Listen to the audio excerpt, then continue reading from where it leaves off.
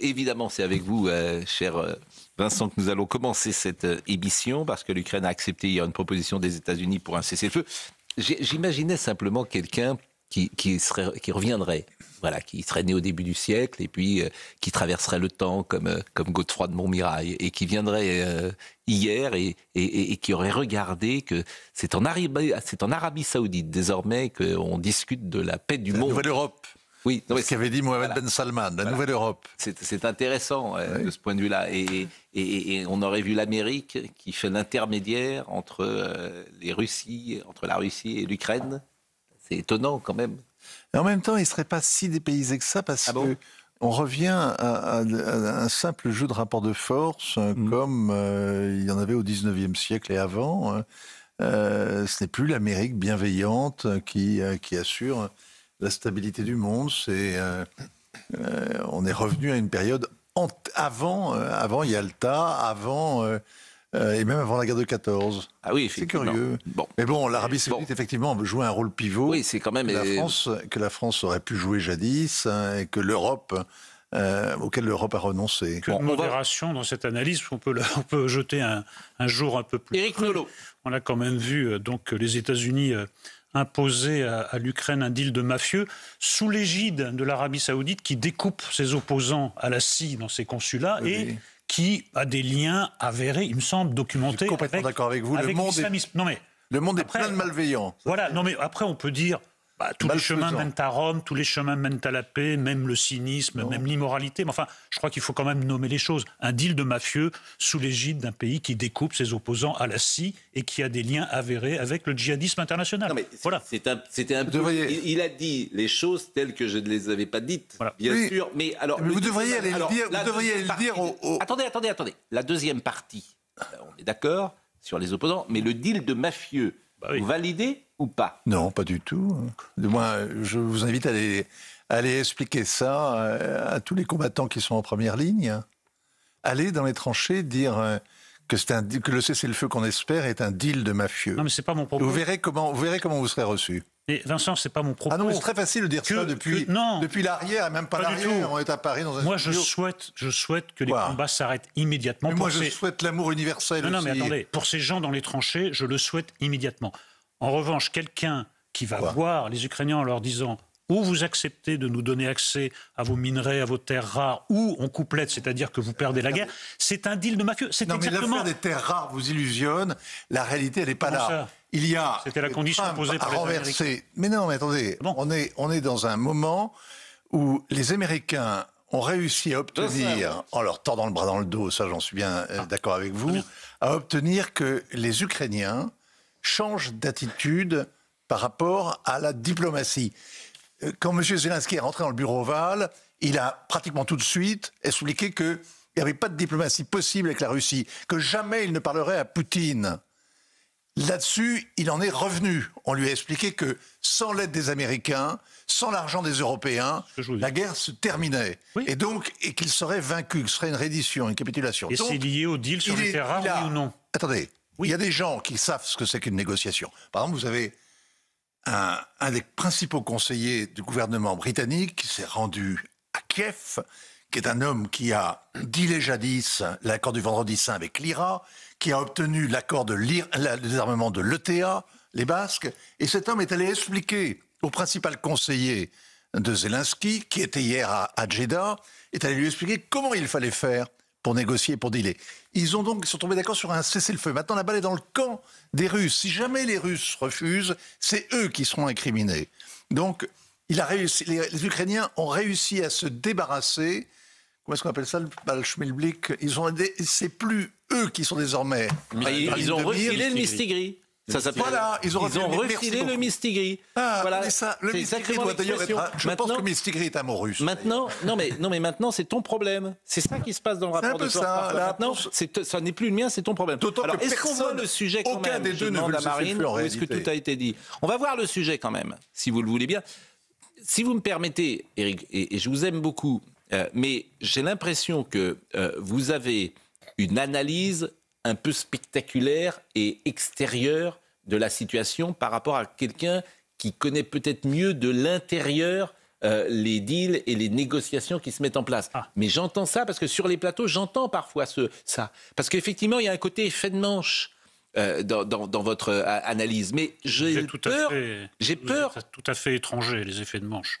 Et non. Mais vous avez raison, je peux en faire comme moi chacun. Mais je nomme les choses. Je nomme les choses. Mais voilà, la réponse de Vincent, allez dire ça aux gens qui sont sur le front. Mais vous voyez ce que je veux dire? Je souhaite l'arrêt des combats, je souhaite la paix. Après, je me demande quelle paix va aboutir. Quelle paix va sortir. Non, mais hier, vous avez eu 9 heures, de négociations accrochées à la table entre des gens sérieux. Vous n'avez pas eu 10 minutes d'engueulade comme dans le bureau ovale devant les caméras de télévision. On est passé de la télé-réalité à la diplomatie réelle, pure. Parce que l'Ukraine on discute des sur détails. Les minerais et les terres rares.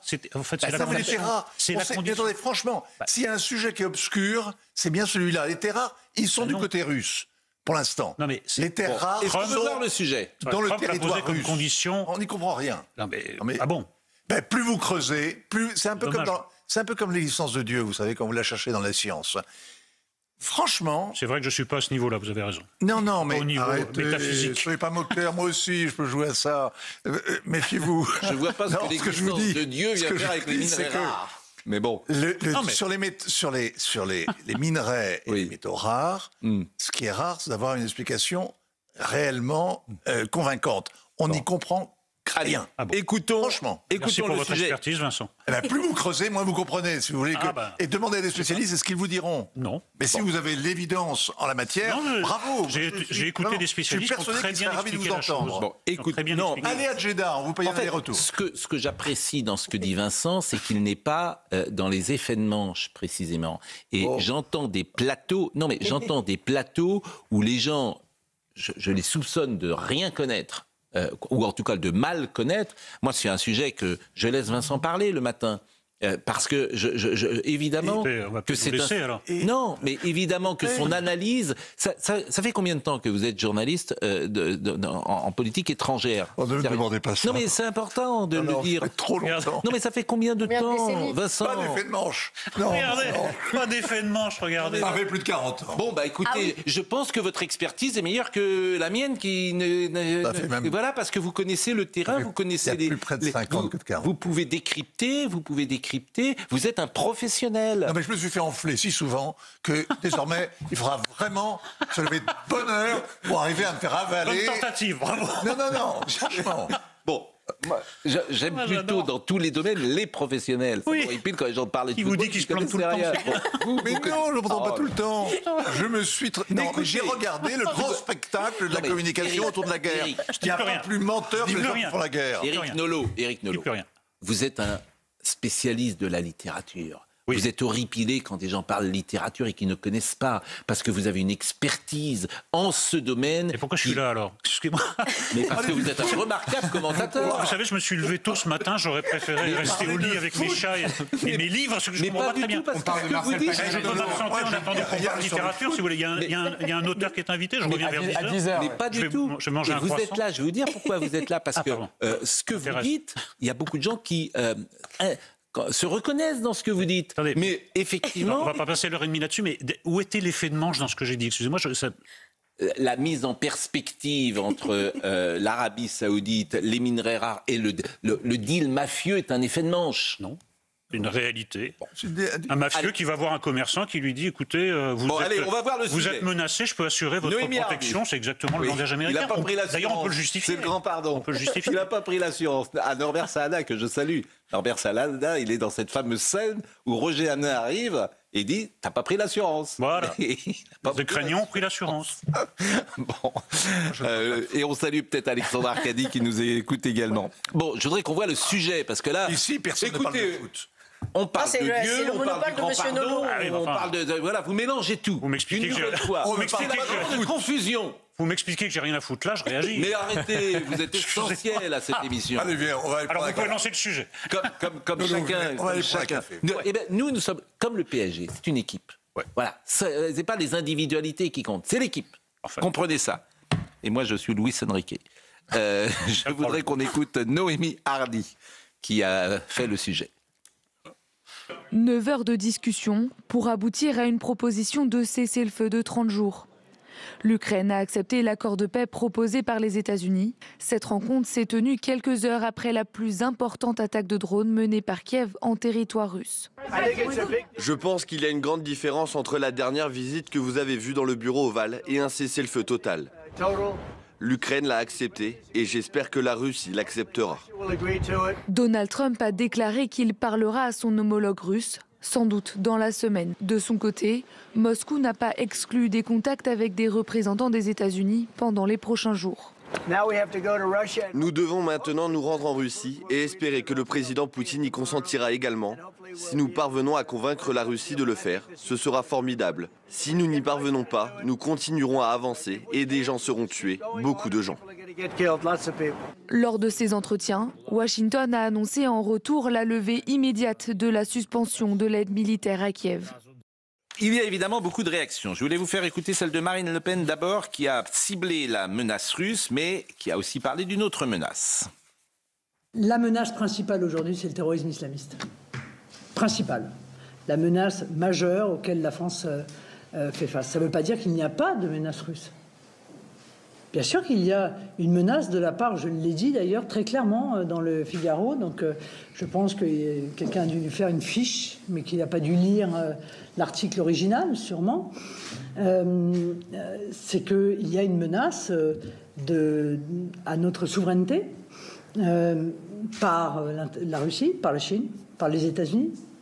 Donc aujourd'hui, la menace russe, elle est plus prégnante, mais moi je n'ai confiance, pour vous le dire plus simplement, dans aucune des grandes puissances. Ce matin, Gérald Darmanin était avec nous et il était avec Sonia Mabrouk sur Europe 1, sur CNews, et je vous propose de l'écouter puisqu'il a d'une certaine manière répondu à Marine Le Pen. C'est parfois la même chose, la menace russe et la menace terroriste. Ceux qui assassinent... Islamiste ? Oui, bien sûr. Ceux qui assassinent Samuel Paty, c'est qui ? C'est des citoyens russes, tchétchènes. Quand j'étais ministre de l'Intérieur, la Russie...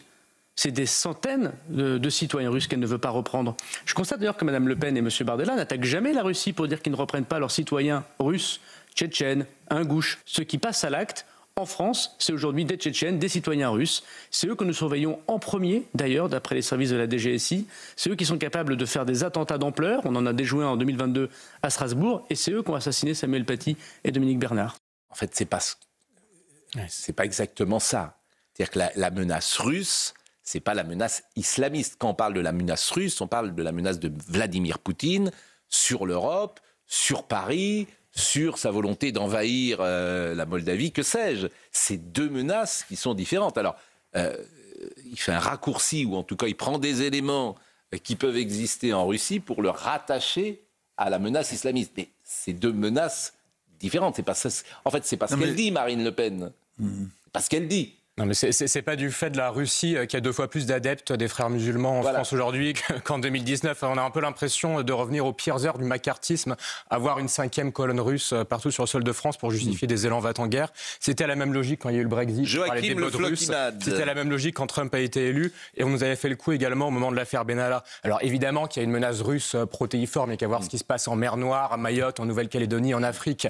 Mais je ne pense pas que ce soit la principale menace en France. Et l'essentiel, c'est qu'on réapprenne à exister par nous-mêmes. C'est pas cette menace dont on parle. Cette menace qui nous fait peur, ou en tout cas qui est parfois instrumentalisée, c'est pas celle-là. J'aimerais bien voir le pourcentage. C'est la menace de Poutine à Paris. Avoir le pourcentage de Russes dans les CRA. Il y a un tiers d'Algériens dans les CRA. Je ne sais pas quel est le pourcentage de Russes. Je pense qu'il est quand même assez dérisoire. Est-ce qu'il y a vraiment beaucoup de Russes qui sont au QTF, qui sont refoulés à la frontière? Et je voudrais savoir combien est-ce qu'il y a d'islamistes dont la Russie refuse. Et la Russie refuse les islamistes sur Marine Le Pen. Je ne crois pas qu'il y en ait. Je pense qu'on ne les expulse pas en Russie parce qu'on pense qu'ils risquent d'y subir des traitements qui seraient inhumains et dégradants. Marine Le Pen, parce qu'elle n'avait pas parlé sur ces sujets-là depuis quelques jours, donc c'était intéressant de l'écouter, et je vous propose de l'écouter sur les peurs. Non mais tout le monde a vu qui jouait avec les peurs. Enfin, je veux dire, merci de m'accorder autant d'audience et d'influence sur la vie des Français. Mais il n'y a pas un Français qui n'a pas compris que Emmanuel Macron, avec un ton très martial, nous explique quasiment que il faut transformer les usines de Kleenex en usines d'armement parce que la guerre est pour demain, quoi. Enfin, c'est un peu ça qu'on a compris en l'écoutant. Bon. Et puis après, en fait, non, c'est pas exactement ce qu'il a voulu dire. Il fait absolument comme d'habitude. Il lance un propos très choc et puis après, il envoie ses ministres pour jouer les pompiers derrière. Non, c'est pas exactement ce qu'il a voulu dire en réalité. Bon.